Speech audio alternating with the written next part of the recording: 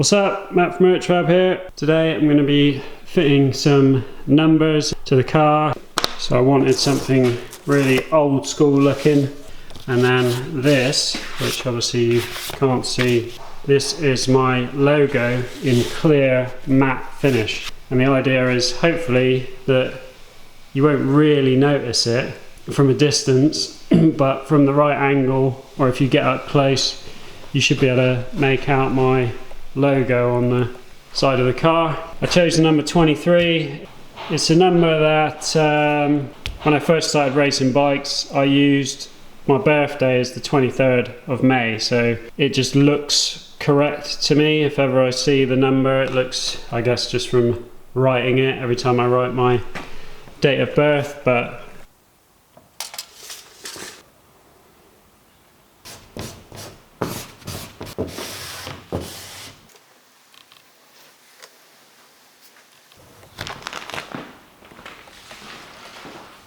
now this is going to be the difficult bit. I don't want to cock this up because it's, these are expensive stickers. It's just peeling all the lettering off of the sticker itself. So what makes this really difficult is that everything that's stuck on there is clear. I'm sure this is probably as painful to watch as it is to do. Oh man, this is a nightmare.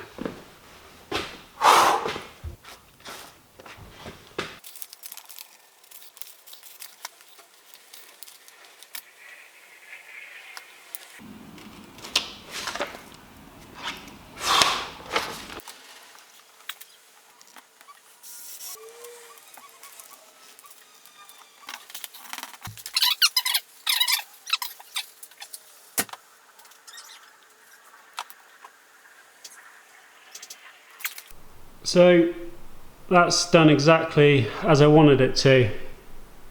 When the light's in the right place, you can see the Thruxton behind it. But generally when you're just sort of looking at it from a distance, you're not going to see anything. One down, 3 to go.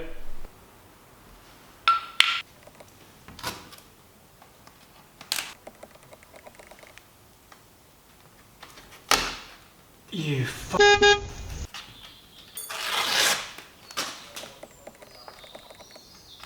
Oh, you f***.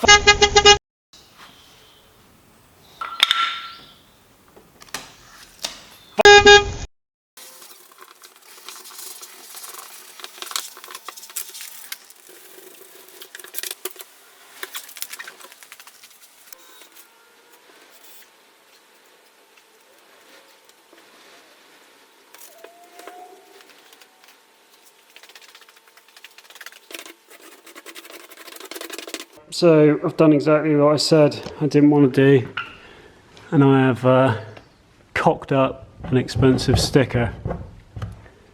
Look how wonky that Thruxton is. I was struggling to get it to line up with the outside edges, and somehow I managed to twist the whole thing about 10 degrees that way.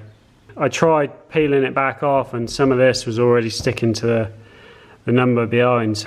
So that's going to annoy me every time I look at it now. So we'll probably end up ripping that off and getting another one done. Annoying!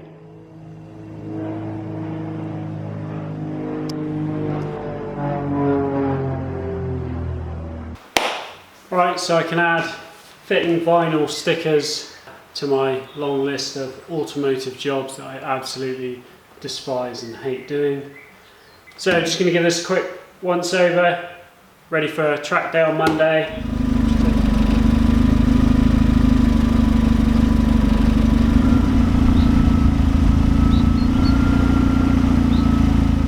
So the raffle for the £2,500 Aim Shop voucher is coming to an end. Finishes on the 31st of May at 8 PM. Tickets have been slow on this one, so as I'm nowhere near breaking even yet, I've got a load of special offers running. If you buy 2 tickets, you'll get 1 free. If you buy 3 tickets, you'll get 2 free. And if you buy 4 tickets, you'll get 3 tickets free. There's still only about 295 people entered into it, so if you do want to try and win yourself a whole load of high-tech electronics for your project, then that's going to be running for the next week. You can click on the QR code here and this will take you straight to the site, or the details are on my website urchfab.com, or they'll also be in the description box. So it's there if you want to have a go. Cheers!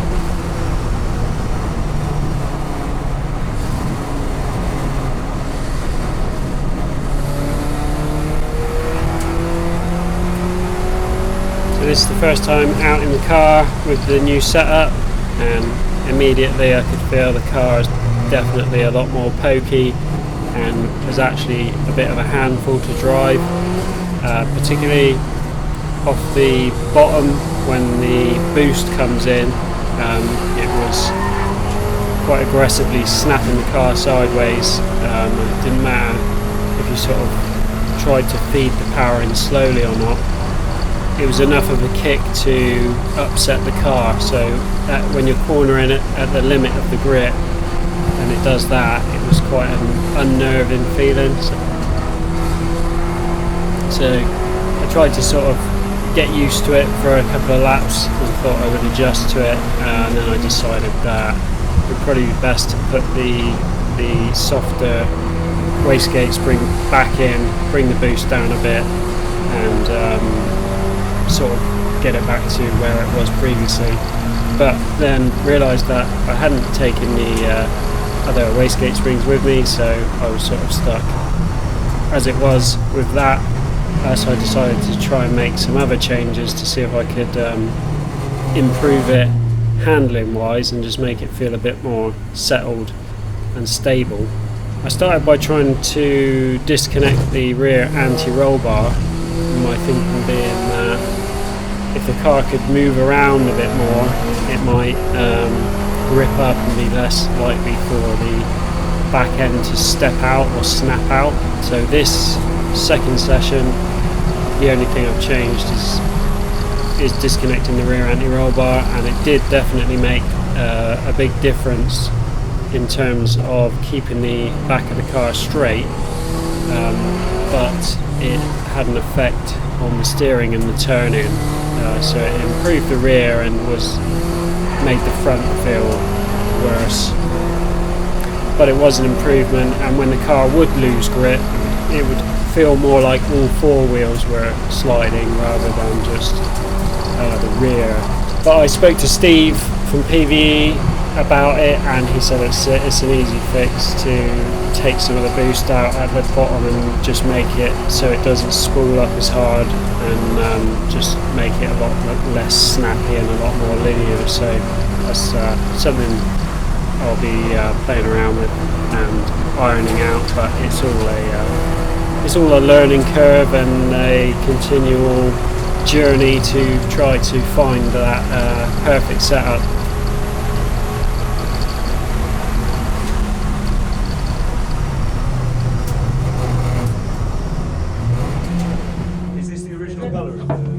No, it's just one I picked. Yeah, I love it. Mushy Pea green is known as. Mushy Pea green, amazing. Better.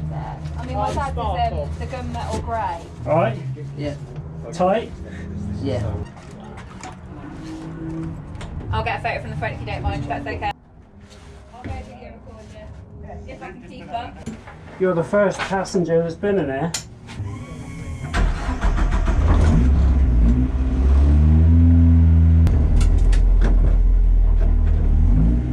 You ever been on a racetrack before? Yeah, I went on in the Mini. Yeah. That was only today. Enjoy it? Yeah.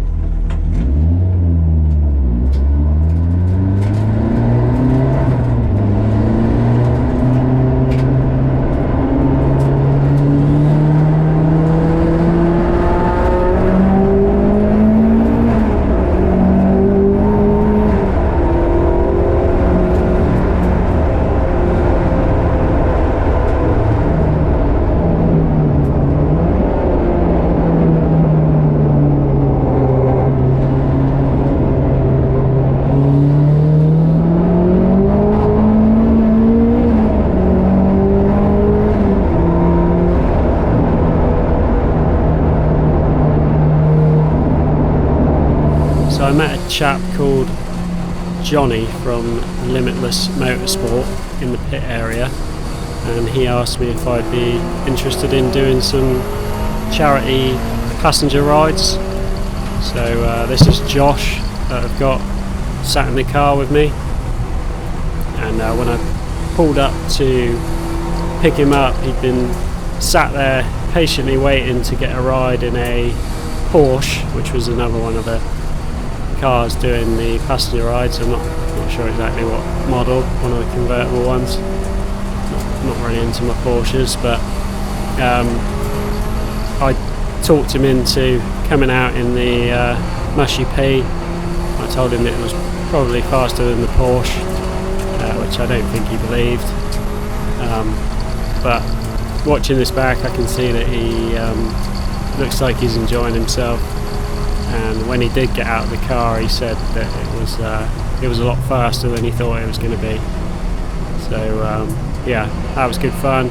And if you're watching, Josh, good to meet you, and hopefully catch up with you again at a different racetrack. Is that good, Josh? Yeah. So this is the last session I did, and after chatting with my mate Rog, who's the chief technical engineer of Ice Pipe Motorsport and a guy who can modify an alternator in ways you wouldn't believe, he suggested that softening the rear up a lot would help to transfer that snap into the suspension rather than the tyre, and should give me a bit more of a confident feeling in the car. This was the best setup that I'd tried all day.